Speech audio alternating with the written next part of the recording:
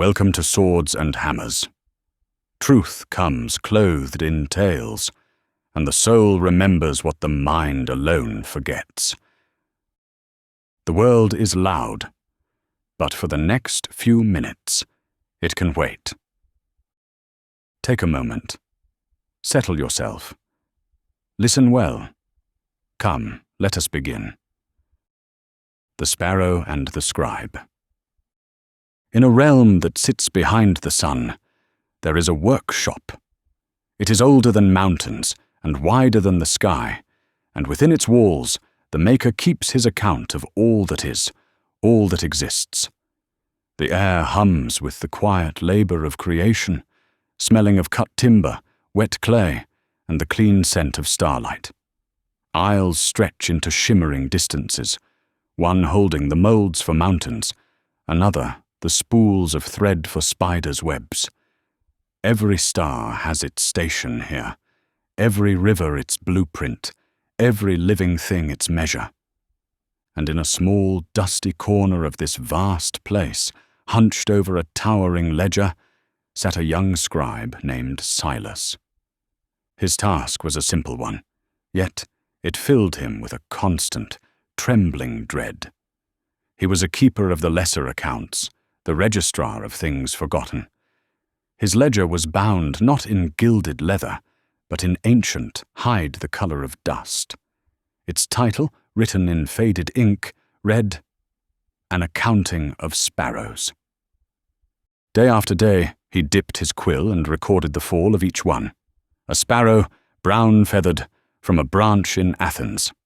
A sparrow, lame-winged, from a rooftop in Rome. The entries were endless, a litany of the lost, the least, and the overlooked. At first, the work was merely somber, but over time, the sheer volume of the entries began to poison his thoughts. He saw the whole of existence through the cold arithmetic of his book, a world of immense, terrifying numbers, where a single life was a scratch of ink on a brittle page, soon to be turned and forgotten. He began to apply this calculus of dust to himself. "I am one soul among legions," the thought would whisper.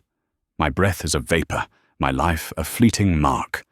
My fate is common, to be unmade and unremembered." The fear was a sickness in his bones. He saw his own smallness, his own dusty origins. His hands would tremble as he worked, blotting the ink.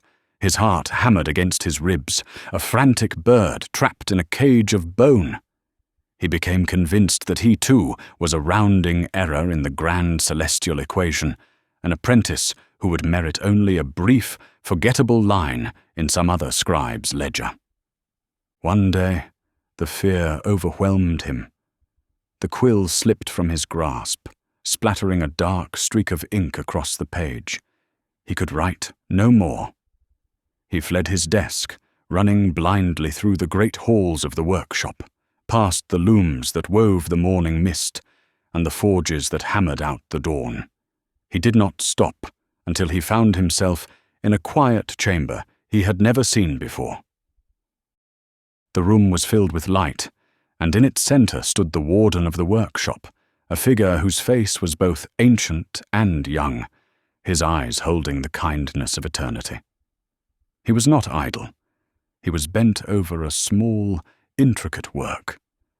At his feet lay a pile of shavings that sparkled like gold. Silas fell to his knees. "Master," he stammered, his voice choked with terror. "I am lost. I cannot do my work, for I fear I am no more than the sparrows I count, a creature of dust, destined, like the sparrows, to be forgotten." The warden looked up, and his gaze was not one of pity, but of profound and gentle understanding. He set down his tool and gestured to an empty stool beside his bench. "Sit, little scribe," he said, his voice like the sound of deep waters. "Your accounting is true, but your arithmetic is incomplete. You have been counting the cost of the fall, but you have not yet learned the currency of the kingdom. To measure by dust is to live in dread. to learn my measure is to find your peace." He picked up a fallen sparrow that lay on his bench, a creature so plain and small it seemed a breath could unmake it. "You write that this one is forgotten," the warden said, holding it in his palm. "And in the marketplaces of the world, you are correct. 5 of these are sold for 2 copper coins. They are worth next to nothing. But the world's ledgers are not mine. Nothing is forgotten here, because nothing is unheld.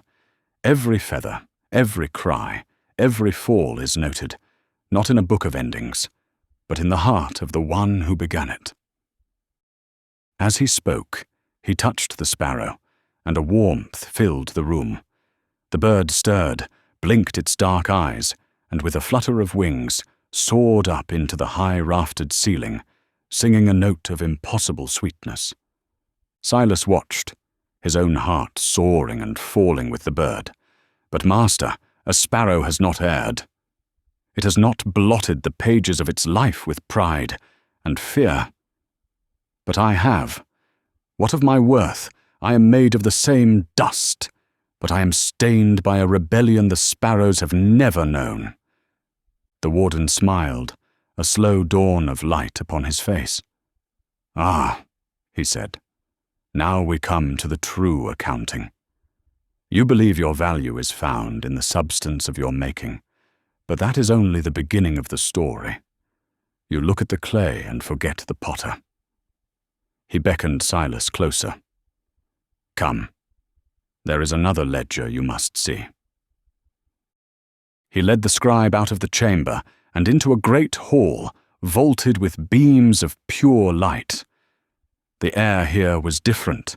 It did not hum with the labor of creation, but with a silence that was itself a song.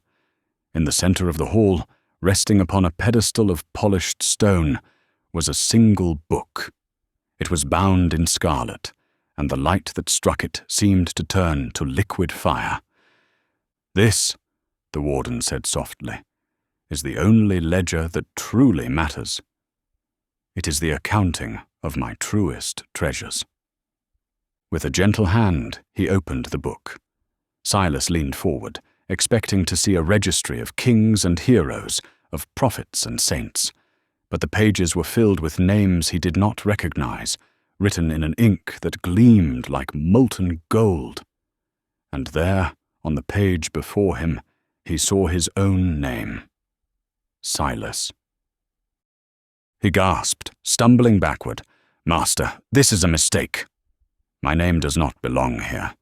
This is a book for the worthy, for the strong. I am a creature of fear and dust." "You are right," the warden said, his eyes never leaving the page.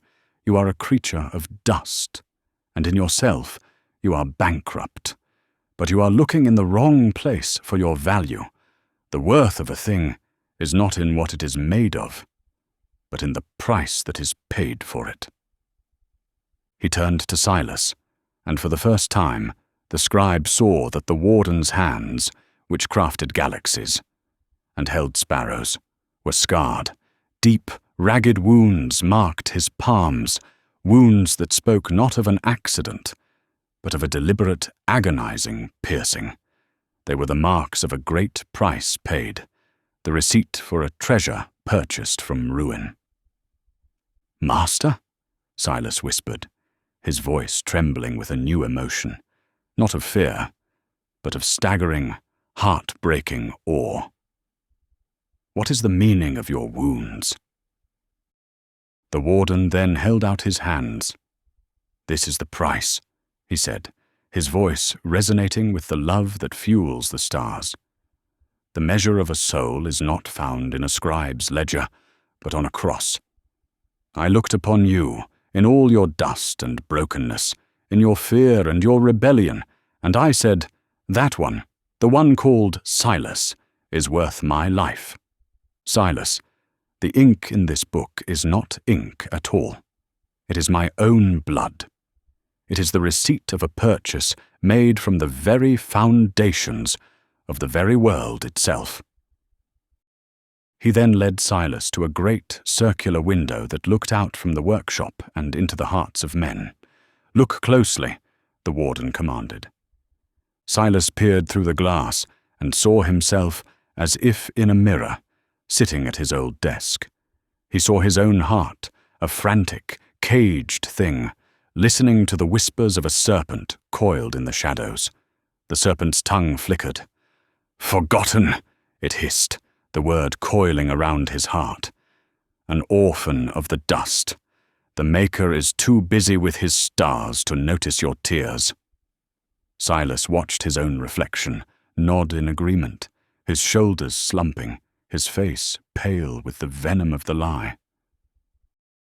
"This is the battle," the warden said, his hand resting on the scribe's shoulder. "The accuser speaks the language of the dust. He wants you to measure yourself by the world's arithmetic of worthlessness. But my word is your sword. My blood is your shield. When the lie comes, you must not answer it from your own ledger, but from mine." He turned Silas from the window and back toward the Scarlet book. "Your testimony is not your story of fear. It is my story of redemption. You must stand in the courtroom of your own heart and declare the verdict I have already rendered. You must hold up my wounded hands against every accusation.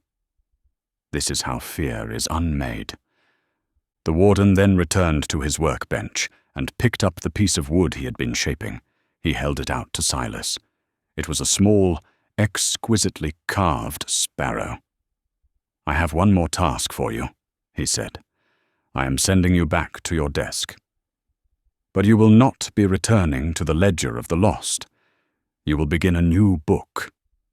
He placed the wooden bird in the scribe's hands. It was warm, as if alive. "Your new ledger will be called the Book of the Found, and its first entry will not be about a fall, but about a flight. It will be the story of how a creature of dust, valued at less than a sparrow, was purchased by the blood of a king and given a new name. It will be your testimony. Write it down, and in the writing, you will learn to live it. You will find that the one who numbers the hairs on your head does so, not as an accountant, but as a father who loves his child beyond all measure." Silas looked from the carved bird to the warden's scarred hands, and finally to the Scarlet book where his name burned with eternal light. The roaring terror in his soul fell silent, replaced by the deep, quiet music of peace. He was still small. He was still made of dust. But he was known. He was numbered. He was bought. And that, he finally understood, was the only arithmetic that mattered. He looked down at his own hands. For the first time in memory, they were steady. The frantic bird in his chest was calm. He was Silas, the burdened one, but the burden had been lifted and replaced with a quiet strength. He bowed to the warden, no longer a slave to the ledger of the lost, but a scribe of the king. He walked back toward his desk, the wooden sparrow clutched in his hand, its warmth a promise against his palm, ready at last to write the first true word. Today, my friend, you who listen, like the sparrows, like Silas, you too are known, you too are numbered, you too have been bought with a great price. If you are in Christ, you too, like the sparrows and Silas, are in the book of the found. Selah.